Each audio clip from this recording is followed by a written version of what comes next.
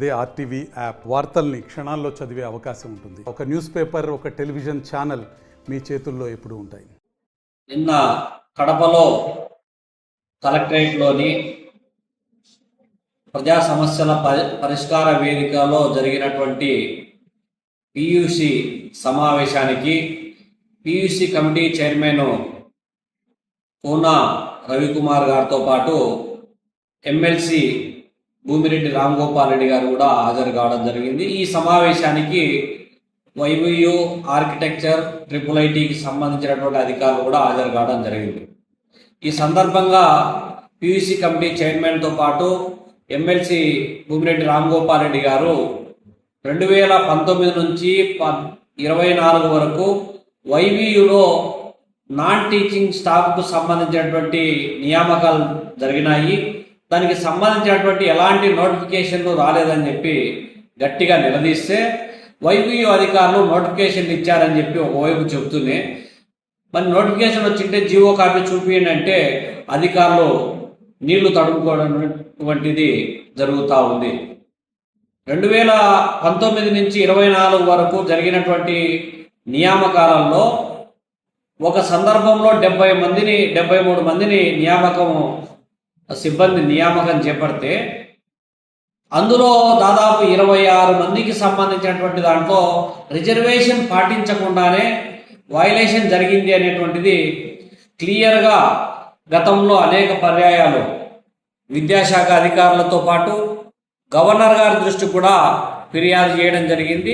ఉన్నత విద్యాశాఖ నుంచి దీనిపైన నివేదిక పంపించండి, చర్యలు తీసుకోండి, విచారించండి అని చెప్పి వైవియు వీసీ అండ్ రిజిస్ట్రార్కు పంపిస్తే దానికి సంబంధించినటువంటిది ఎలాంటి విచారణ జరపకుండానే దాన్ని నివేదిక మొత్తం నొక్కి పెట్టడం జరిగింది. అది అటుంచితే ఎలాంటి నోటిఫికేషన్ లేకుండా, ఎలాంటి అనుమతి లేకుండా పీస్ మీల్ పేరుతో మళ్ళీ నియామకం చేపట్టడం జరిగింది.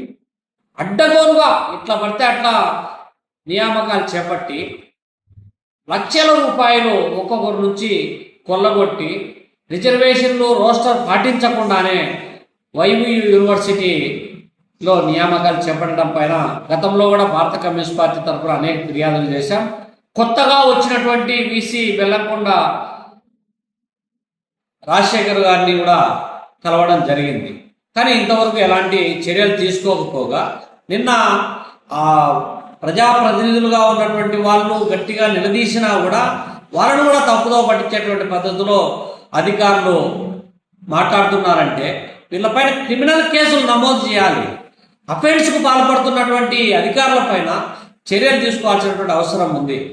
నోటిఫికేషన్ లేకుండా, పైన అనుమతి లేకుండా ఇవాళ ఎట్లా పడితే అట్లా నియామకాలు చేయడం మూలంగా ఇవాళ యూనివర్సిటీ నిధుల నుంచి, పిల్లల నుంచి వసూలు చేసే ఫీజుల రూపంలో పోగయ్యేటువంటి డబ్బుల నుంచి వీళ్ళకి జీతభత్యాల రూపంలో చెల్లించబడతా ఉన్నాయి. పైనుంచి ఎలాంటి అనుమతులు లేకపోవడం వల్ల ఆ అదనపు భారం ఇవాళ యూనివర్సిటీ పైన పడతా ఉంది. ఇవాళ విద్యార్థులు దాదాపు 2 సంవత్సరాలు మొత్తం కలిపితే 1500 మంది స్టూడెంట్స్ లేకపోతే 20 నాన్ టీచింగ్ స్టాఫ్ అడ్డగోలుగా నియామకమైనటువంటి వాళ్ళు దాదాపు 750-800కు చేరుకున్నారు. కానీ బోధించేటటువంటి అధ్యాపకులకు సంబంధించినటువంటి ప్రొఫెసర్లు, అసోసియేట్ ప్రొఫెసర్ల ఖాళీలు మాత్రం వాటిని భర్తీ చేయకుండా ఆ రోజు ఉన్నటువంటి అధికారంలో ఉన్నటువంటి అధికార పార్టీ నేతలు ఎమ్మెల్యే సిఫారసు చేశాడని, ఫలాని ఎమ్మెల్యే సిఫారసు చేసిన మేరకు ఉద్యోగం ఇస్తున్నామని చెప్పి ప్రొసీడింగ్స్లోనే మెన్షన్ చేసి ఇచ్చారు. కాబట్టి ఇప్పటికైనా ప్రభుత్వము గట్టిగా యూనివర్సిటీ అధికారుల పైన చర్యలు తీసుకోవాలి, అక్రమ నియామకాలపైన చర్యలు తీసుకోవాలి, బాధ్యులపైన కఠిన చర్యలు తీసుకోవాలని చెప్పి, లేకపోతే ఈ విషయాన్ని ఇంతటితో వదిలిపెట్టకుండా తిరిగి ఉన్నతాధికారులు మళ్ళీ గవర్నర్ గారి దృష్టికి తీసుకొని పోతామని చెప్పి కూడా హెచ్చరిస్తా ఉన్నాం.